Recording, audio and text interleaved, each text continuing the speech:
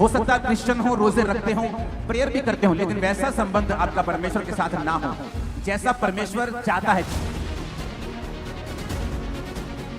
Time आएगा, क्योंकि अकाल आएगा, ये वचन कहता है। धर्मी भी उसी अकाल में होगा, पापी भी उसी अकाल में होगा।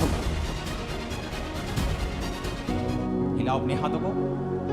आज जितना वचन मैं सुनूं, मैं 100 गुना फलों को लेके आऊं।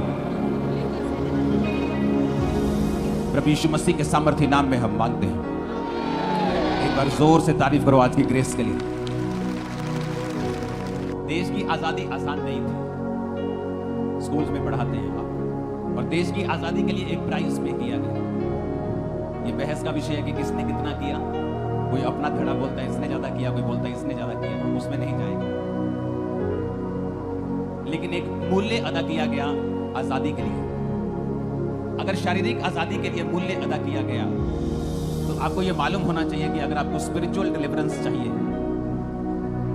लाइफ में डिलीवरेंस चाहिए, उसके लिए भी आपको एक प्राइस पे करना पड़ेगा। जब यहां पर आपने समंदर देखा वाइट लोगों का, और एक दर्शन आत्मा में ठहर गया, यहां तक कि जो इस सेवकाई के क्रिटिसाइज करने वाले लोग हैं, उन्होंने भी उस मीटिंग को सराहा कि हमने ऐसी मीटिंग कभी नहीं देखी लाइफ में। जो दुश्मन थे उनके भी मैसेजेस आए कि ऐसी मीटिंग हमने कभी नहीं देखी। बाइबल कहती है अलीशिबा और जकरिया दोनों बूढ़े थे और बांझ थे, और परमेश्वर की आज्ञाओं के ऊपर निर्दोष चलने वाले थे। और वचन कहता है कि जब चिट्ठी निकली, चिट्ठी मतलब कि लॉटरी निकलती थी कि आज कौन परमेश्वर के भवन में अंदर जाके सारी रीति रिवाजों को पूरा करेगा, तो वचन कहता है कि चिट्ठी जकरिया के नाम पर निकली। इतने सालों से बांझ रहने के बाद भी वो वहां चिट्ठी डालने के समय मौजूद था कि चिट्ठी मेरे नाम की डालो, हो सकता है कि मेरे नाम की लॉटरी आज निकल जाए। आज के विश्वासियों की तरह नहीं कि जब अगर 5 साल आशीष नहीं मिली तो वो परमेश्वर के ऊपर शक करने लगते हैं। लेकिन वचन कहता है कि बूढ़े होने के बावजूद भी, अपनी जवानी सारी निकालने के बावजूद, और बच्चा नहीं हुआ, वो तब भी परमेश्वर के भवन में था ये सेवा करने के लिए। और जब चिट्ठी निकली तो इसलिए सेवा करने के लिए नहीं गया कि आज परमेश्वर मुझे आशीष देगा, लेकिन वचन कहता है कि वो दिल से परमेश्वर से प्यार करने वाला था। और बाइबल कहती है कि जब वो धूप जला रहा था, यानी परमेश्वर के सामने जब वो पुराने नियम के मुताबिक सारी रीति रिवाजों को पूरा कर रहा था, तो स्वर्गदूत उसके दाहिनी ओर खड़ा होकर कहता है, जकरिया भयभीत ना हो, तेरी प्रार्थना सुन ली गई है। अब तेरी पत्नी से और तुझे जो बूढ़े हो, अब एक पुत्र पैदा होगा, वो महान कहलाएगा, दाखरस न पिएगा, परमेश्वर के रास्तों को साफ करेगा, भविष्यवक्ता कहलाएगा, और ऐसा बेटा दिया जिसने यीशु मसीह को बपतिस्मा दिया। जब आप परमेश्वर के रास्तों पे चलने लगते हैं बिना किसी कंडीशन के, आप परमेश्वर से प्यार करने लगते हैं, तो परमेश्वर आपको एक ऐसी आशीष देता है जो कभी पहले नहीं दी गई। इसलिए मैंने कहा कि हम एक विजन हासिल करेंगे। वो विजन क्या था? जब हम एक दूसरे को व्हाइट कपड़ों में देखेंगे, हमें स्वर्ग का दर्शन आएगा, क्योंकि बड़ी भीड़, हर कुल, हर जाति, हर भाषा में से स्वर्ग में खजूरों की डालियां लिए हुए मेमने के सामने खड़ी है, होसैना होसैना बोलते हुए वहां उसकी सेवा के लिए परमेश्वर के सामने खड़ी है, ताकि हमें एक दर्शन आए कि हमारा एंड जो है, ये जीवन जो धरती का थोड़े सालों का है, हमने वहां परमेश्वर के सामने खड़े होना है। अगर हम परमेश्वर में होकर सोएंगे, या परमेश्वर हम जब लेने आएंगे, अगर हम परमेश्वर में होकर जाएंगे, तो हम वहां उस भीड़ में शामिल होंगे। वचन कहता है कि जिन लोगों ने इस धरती के ऊपर उस नींव वाले, स्थिर नींव वाले, इस धरती के ऊपर रह के जिन्होंने स्वर्ग की बाट को जोहा है, जिन्होंने अपनी लाइफ में स्पिरिचुअल लाइफ को छोड़ा नहीं है, उन्होंने धरती पर भी सारी आशीषों को पाया। अपने पड़ोसी को बोलो स्पिरिचुअल बन, ऊंची आवाज से बोलो स्पिरिचुअल बन, इसी में तेरी आशीष है। मैंने परिवारों को देखा है, 2 तरह के मसीही लोग हमारे बीच में हैं। और आज जो छुटकारे की बात मैं आपसे कर रहा हूं, ये बहुत इंपॉर्टेंट है आपसे करना। ऊंची आवाज से बात करो, परमेश्वर जितना वचन आज मैं सुनूं, मैं 100 गुना फलों को लेके आऊं। प्रभु यीशु मसीह के सामर्थ्य नाम में हम मांगते हैं। 2 तरह के क्रिश्चियन लोग हमारे बीच में हैं। ये मैंने अपनी लाइफ में इसकी स्टडी की है। एक परिवार में एक ऐसा व्यक्ति होता है, या 2 ऐसे व्यक्ति होते हैं जिनका संबंध परमेश्वर के साथ होता है, और जो बाकी परिवार होता है, जो बाकी क्रिश्चियन होते हैं उस परिवार में, उनका विश्वास अपना परमेश्वर पर इतना नहीं होता जितना उन लोगों के ऊपर होता है, अपने पारिवारिक मेंबर्स के ऊपर होता है। एक औरत मान लो परमेश्वर में है, अपने घर में वो मसीह में आई, अब वो परमेश्वर में जलती है, वो प्रार्थना करती है, उसका विश्वास पूरा है, और उसका हस्बैंड भी परमेश्वर में आता है, या फैमिली मेंबर्स परमेश्वर में आते हैं, वो भी परमेश्वर से प्यार करते हैं, परमेश्वर को मानते हैं। लेकिन अगर वो औरत कहेगी कि अब मुझे परमेश्वर को नहीं मानना, तो ऐसे कई फैमिली मेंबर्स हैं जो उस औरत के पीछे चलेंगे, और जहां वो जाएगी वहीं जाएंगे। उनका अपना कोई विश्वास नहीं है। अपना कोई परमेश्वर के साथ रिलेशन नहीं है। वो चर्च में जाते हैं क्योंकि उनकी फैमिली चर्च में जा रही है। हाँ, वो परमेश्वर को मानते हैं, बपतिस्मा लिया हुआ है, लेकिन अपना कोई पर्सनल रिलेशन उनका परमेश्वर के साथ नहीं है। मैंने जिन लोगों को अपनी लाइफ में छुटकारा लेते हुए देखा है, और वो छुटकारा जो सिर्फ हीलिंग की मैं बात नहीं कर रहा हूं, सिर्फ मैं दुष्ट आत्माओं से छुटकारे की बात नहीं कर रहा हूं, मैं एक बड़े छुटकारे की बात कर रहा हूं जो वो लेके आता है अपने परिवार में, अपनी लाइफ में, अपने नगर में, अपने देश में।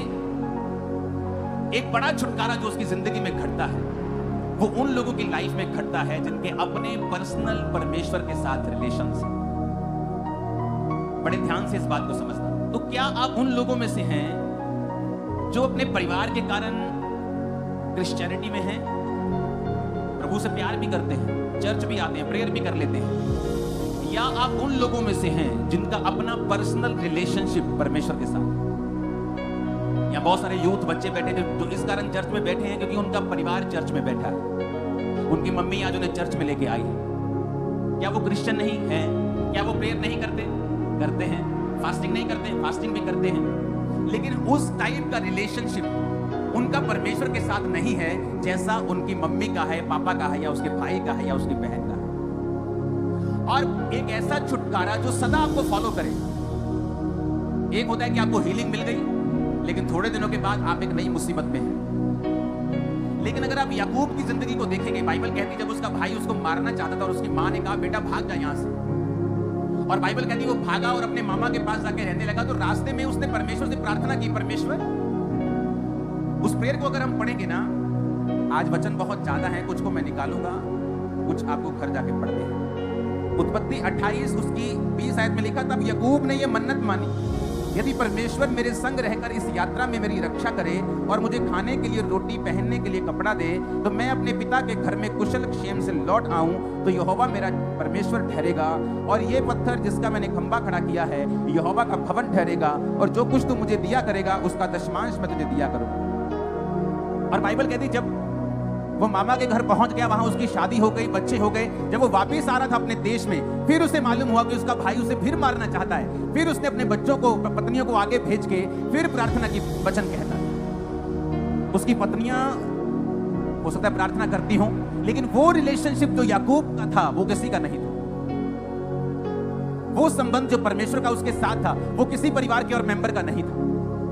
और आप अगर देखेंगे तो याकूब अपनी जिंदगी में बार बार छुटकारे को चखता रहा। थोड़े थोड़े सालों के बाद परमेश्वर का हाथ उसे दिखता रहा और वो हाथ उसकी जिंदगी में काम करता रहा। ऊंची आवाज में हालेलुया बोलो। मैं जो समझाने की आपको कोशिश कर रहा हूं, समझ पा रहे हैं कि नहीं? एक पर्सनल रिलेशनशिप परमेश्वर के साथ, एक पर्सनल संबंध परमेश्वर के साथ। हो सकता है क्रिश्चियन हो, रोजे रखते हो, प्रेयर भी करते हो, लेकिन वैसा संबंध आपका परमेश्वर के साथ ना हो जैसा परमेश्वर चाहता है, जैसा याकूब का था, जैसा डैनियल का था, जैसा यूसुफ का था, जैसा चेलों का था, जैसा पौलुस का था। मैं उस तरह के रिलेशनशिप की बात कर रहा हूं। अगर ऐसा संबंध आप परमेश्वर के साथ कायम करने में कामयाब रहते हैं तो आप छुटकारे को अपनी डेली लाइफ में महसूस करें।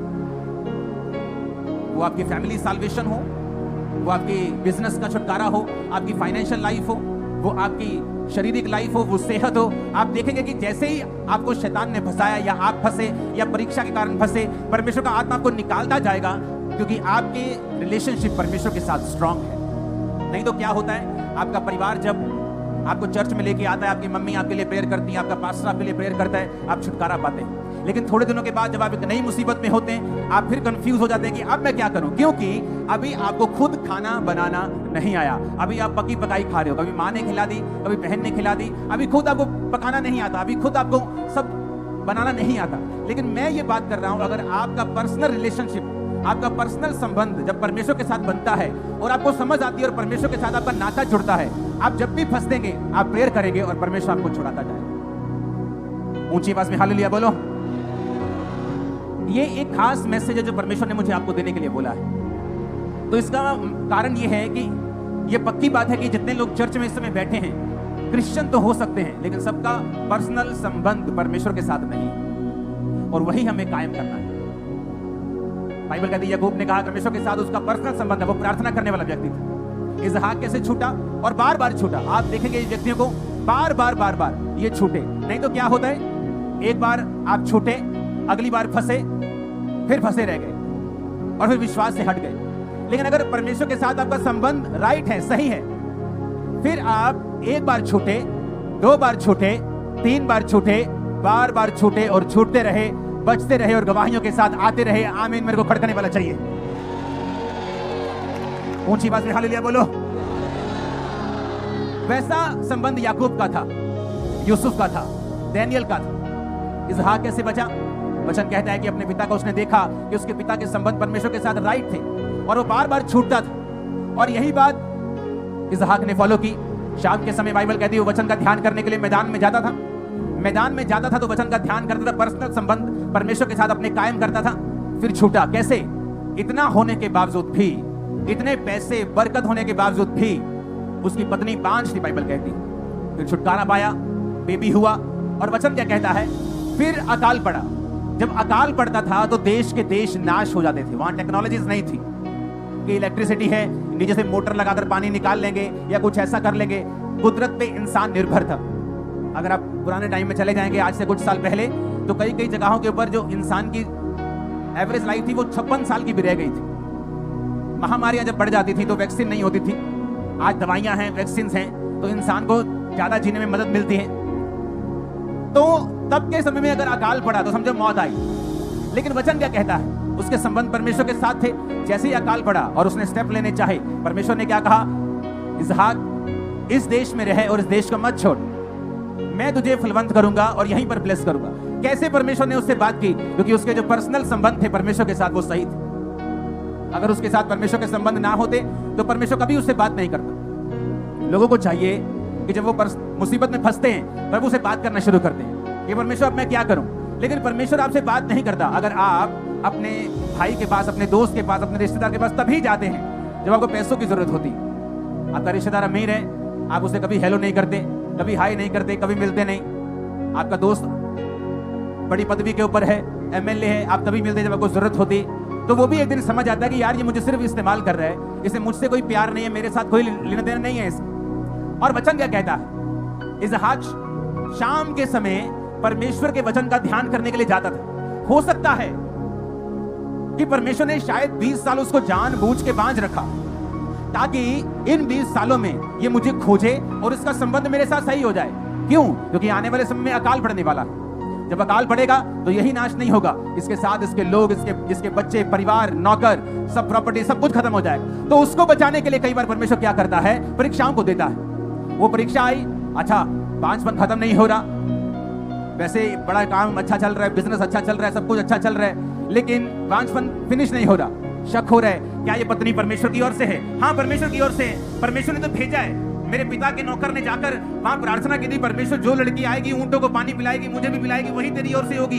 तो रिबिका है तो परमेश्वर की ओर से है, लेकिन बच्चा क्यों नहीं हो रहा? हो सकता है परमेश्वर ने बच्चे को रोका हो क्योंकि आने वाले समय में अकाल पड़ने वाला था। तो परमेश्वर ये चाहता था कि इसके संबंध मेरे साथ इतने गहरे हो जाएं कि जब बड़ी मुसीबतों का यह सामना करे और ऐसी मुसीबत जो सिर्फ इसी को नहीं, इसके पूरे परिवार को नाश कर देगी, तो उस समय इसके संबंध मेरे साथ सही हो।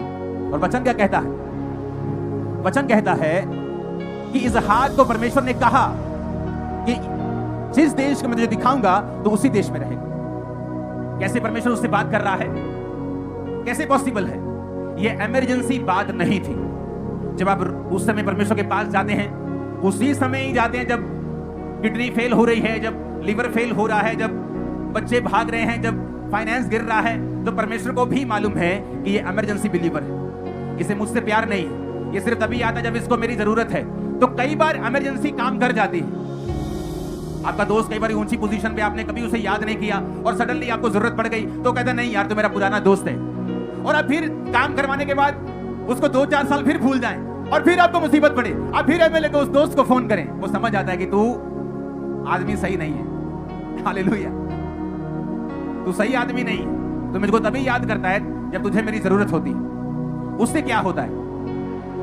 उससे आप उस लेवल पर, उस पोजीशन पर नहीं आते कि आप परमेश्वर की बात को सुन सकें। बाइबल कहती है जब एस्तर ने रोजे रखे तो वो रोजे इमरजेंसी रोजे नहीं थे। एस्तर को रोजे रखना सिखाया गया था क्योंकि वो यहूदी ट्रेडिशन में रोजे रखना, गोना, टाइट गोना सिखाया जाता है।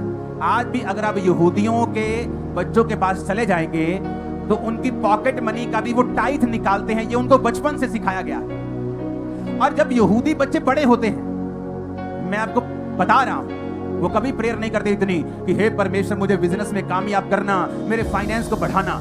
वो ऑटोमेटिकली बिजनेस में, फाइनेंस में कामयाब होते हैं। दुनिया के सबसे बड़े बड़े बिजनेस अमेरिका में, दुनिया में जूइश यहूदी लोगों के हैं। क्यों?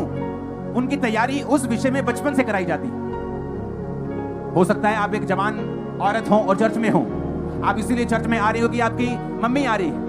आप ठीक ठीक क्रिश्चियन हैं, संसारिक कामों में व्यस्त हैं, अपने दोस्तों में, अपनी सहेलियों में व्यस्त हैं, आपको कोई मतलब नहीं है इतना स्पिरिचुअलिटी। ठीक है, आप जीसस से प्यार करती है, ठीक है मैं प्यार करती हूँ, ठीक है मैं चर्च चली जाती हूँ। लेकिन अगर अब संबंध कायम नहीं होंगे तो फ्यूचर में एक अकाल जो सबके पड़ता है, धर्मी के भी पड़ता है और पापी के भी पड़ता है। लेकिन धर्मी उस अकाल में प्रभु की आवाज सुनता और निकल जाता है।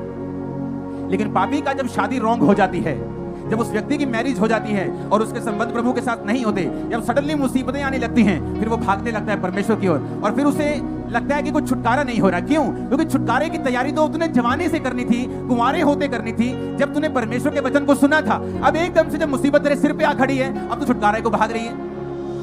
कितने मेरी बातों को समझ रहे हैं? तब क्या होता है?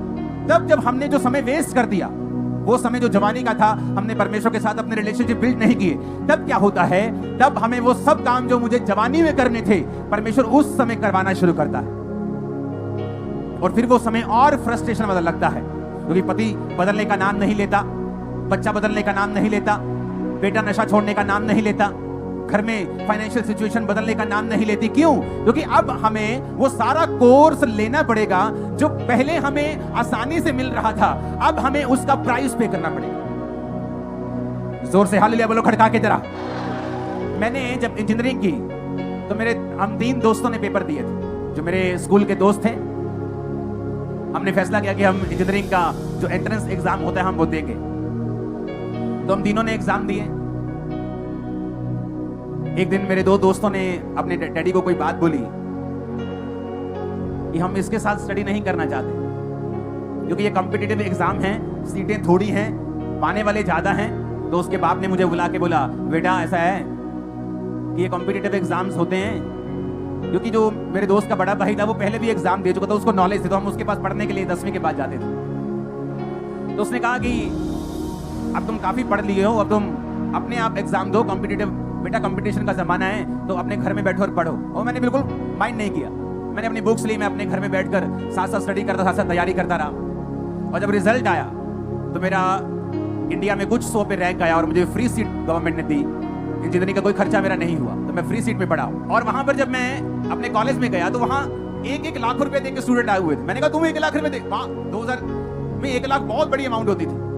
मतलब आज के लगा लो कि वो उस समय 1500 तनख्वाह होती थी एक आम बंदे की। दुकान पे जाओ तो 1500 पे नौकरी मिलती थी, आज दुकान पे जाओ तो 8-10 हजार पे नौकरी मिलती, 6 गुना। मतलब आज लगा लो कि 6-7 लाख रुपए एक साल की फीस थी। तो मैंने कहा तुम इतनी फीस क्यों भर रहे हो? कहते हमारे नंबर नहीं आए थे, हमने पेड सीट ली। कहता तुम? मैं कहा मेरी फीस 200 रुपए महीना थी, मैं फ्री सीट पढ़ा हूँ। वो फ्री सीट बोलते हैं उसको। जितने स्टूडेंट्स का इंडिया में, पंजाब में जैसे रैंक आता था अच्छा, तो कुछ स्टूडेंट्स को फ्री सीट मिलती थी, उनको पे करने की जरूरत नहीं थी। तो मैं वहां पर पढ़ रहा था। जो दोस्त मुझे बाहर निकाल रहे थे उनका रैंक ही नहीं आया, वो 0 रैंक आया, सीट मिली नहीं, फेल हो गए दोनों। तालियां बजाने की जरूरत नहीं, परमेश्वर मेरे साथ है। लेकिन मैं आपको बताने की कोशिश क्या कर रहा हूं कि तैयारी, प्रिपरेशन बहुत जरूरी है। आपको आज मौका मिल रहा है कि आप परमेश्वर के साथ अपने संबंध को कायम करें, लेकिन आपने आज ध्यान नहीं दिया। तो फिर क्या हुआ? फिर वो बच्चे जो तैयारी नहीं कर रहे थे, अपने बाप के लाखों रुपए खर्चवा रहे थे, same college, same sir, same कुर्सी, कोई बच्चा लाखों में पढ़ रहा था और कोई सिर्फ 200 रुपए महीने में फ्री सीट में पढ़ रहा था। कारण क्या? जब समय था तो तैयारी की गई, उन्होंने तैयारी नहीं की और नुकसान कर किया।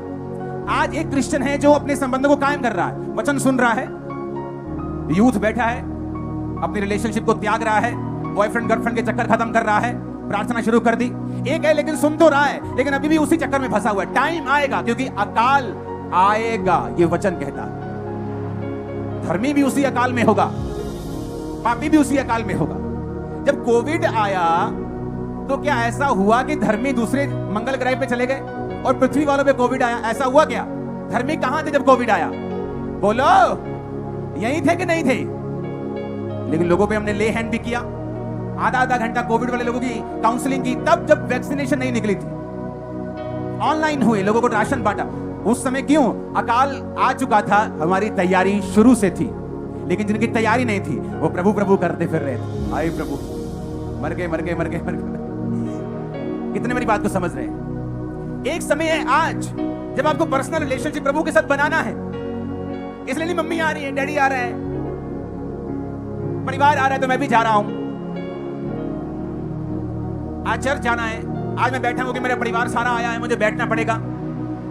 इस समय को अगर आप वेस्ट करते हो तो भैया कोर्स तो करना पड़ेगा। या तो फ्री में कर लो मेरी तरह, या फिर बाद में जब मैरिज टाइम पर, बड़े होने के बाद, एक उम्र आने के बाद तुम अकाल में पड़ोगे, फिर वही कोर्स तुमको करना पड़ेगा, लेकिन रुपया भी देना पड़ेगा, साथ में प्राइस पे करना पड़ेगा। एक्स्ट्रा तुम्हें वो कोर्स दुखी करेगा, करना पड़ेगा, स्पिरिचुअल होना ही पड़ेगा। फिर वो लड़की, वो लड़का जो आज परिवार की वजह से क्रिश्चियन हो रहा है, चर्च में आ रहा है, तब उसे अपने पर्सनल रिलेशनशिप प्रभु के साथ बिल्ड करने पड़ेंगे, क्योंकि अब प्रभु ये चाहता है उसकी लाइफ में, तब परमेश्वर उसे छुटकारा देगा। तो क्यों नहीं वो पर्सनल रिलेशनशिप जो बाद में छितर खा के करनी है, अब कर ली जाए। परमेश्वर ने मुझसे साफ कहा है आप लोगों के लिए आज कि अगर चर्च अपना पर्सनल रिलेशनशिप मेरे साथ नहीं बनाएगी, वो छुटकारा हासिल नहीं कर पाएगी। आपने प्रेयर रिसीव किया, आप हील हो गए, बिकॉज गॉड इज गुड। आपने प्रेयर की, आप डिलीवर हो गए, बिकॉज गॉड इज गुड। वो अच्छा है, वो भला है। लेकिन क्या आपने पर्सनल रिलेशन परमेश्वर के साथ बिल्ड किया? No, because famine is coming. वो आ रहा है, अकाल, और वो किसी को छोड़ेगा नहीं। वो धर्मी पर भी आएगा, पापी पर भी आएगा। धर्मी बच जाएगा, इसहाक की तरह 100 गुना फल लाएगा उस अकाल में भी। और यीशु के नाम में भविष्यवाणी करता हूं, जो धर्मी आप में बैठे हैं, 100 गुना फलों के साथ, गवाही के साथ, एक बड़ी टेस्टिमनी के साथ, ढोल के साथ वापिस आ रहे। नहीं, खड़कने वाला 7 आमीन चाहिए मेरे को। नहीं, खड़कने वाले आमीन चाहिए 7 ऊंची आवाज में।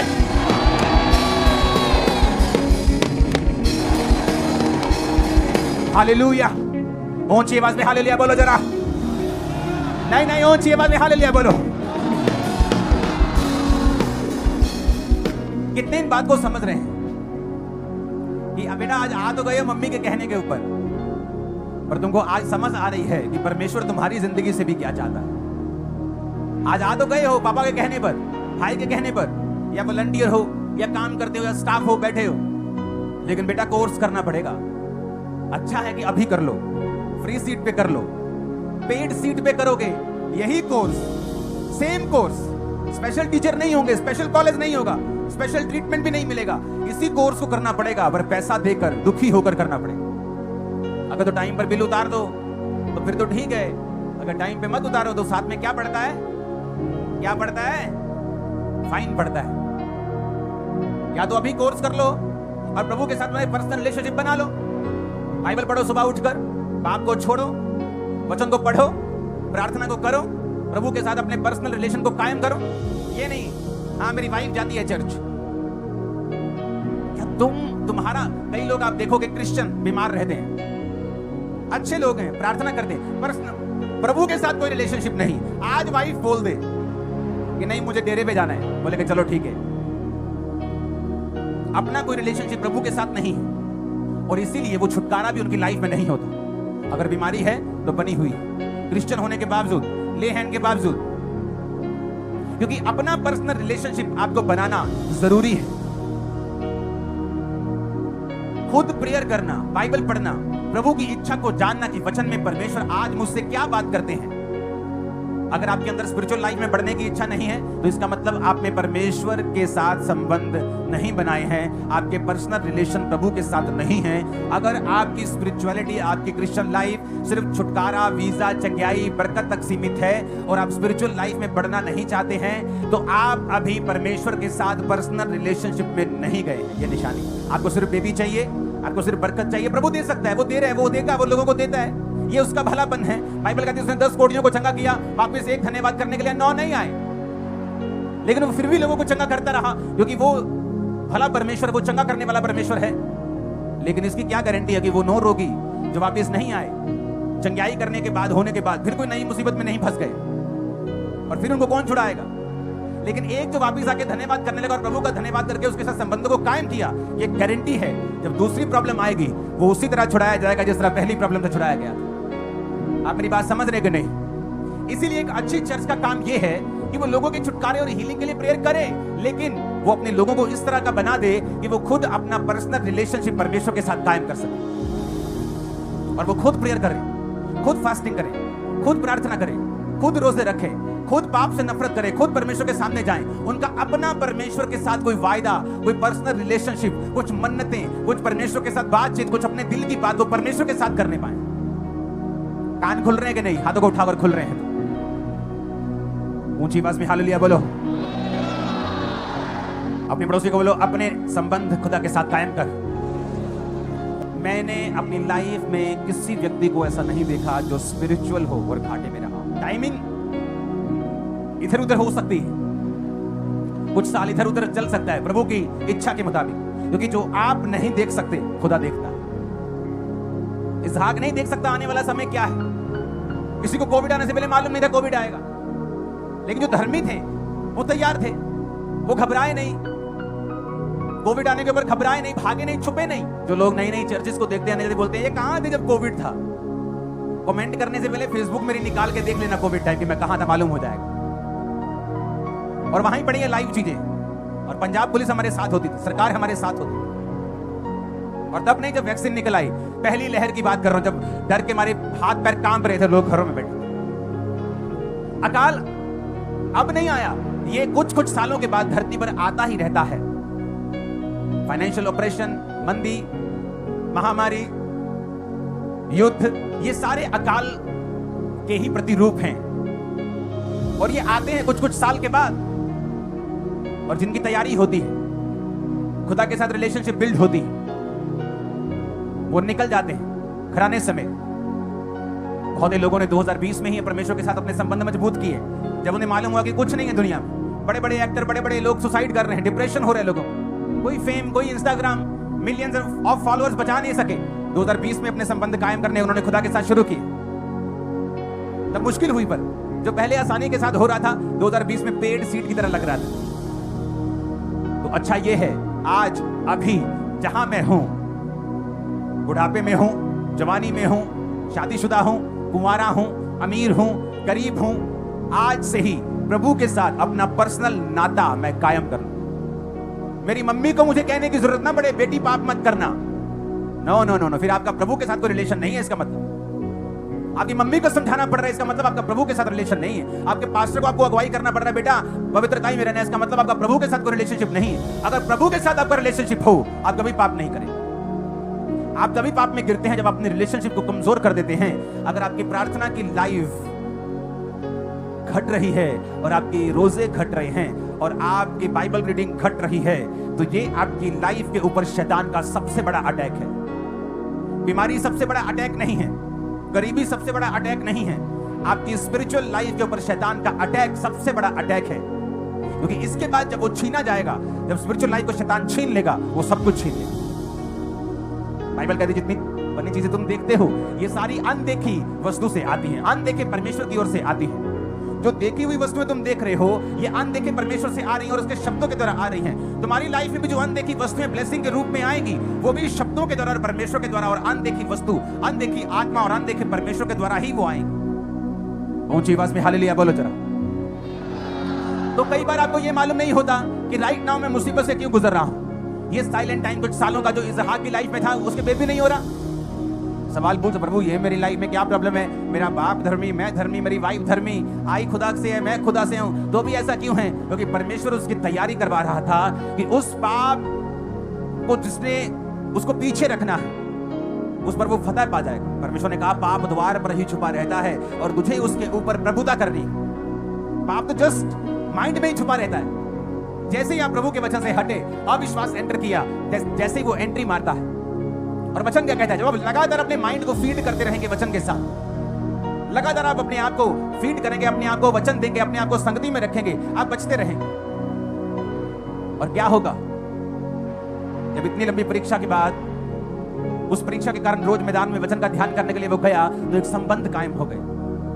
आज जब दुष्ट आत्मा से लोग जहां छुटकारा पाते हैं, डिप्रेशन से छुटकारा पाते हैं, दुष्ट आत्माओं से, बीमारियों से, उनको शायद ये स्टोरी ना मालूम हो कि 2005 में आने के 2005 में प्रभु में आने के बाद, 2004 के बाद, 5 में आने के 1 साल बाद डिप्रेशन मेरा 2 गुना, 3 गुना, 4 गुना बढ़ गया था, कम होने की बजाय।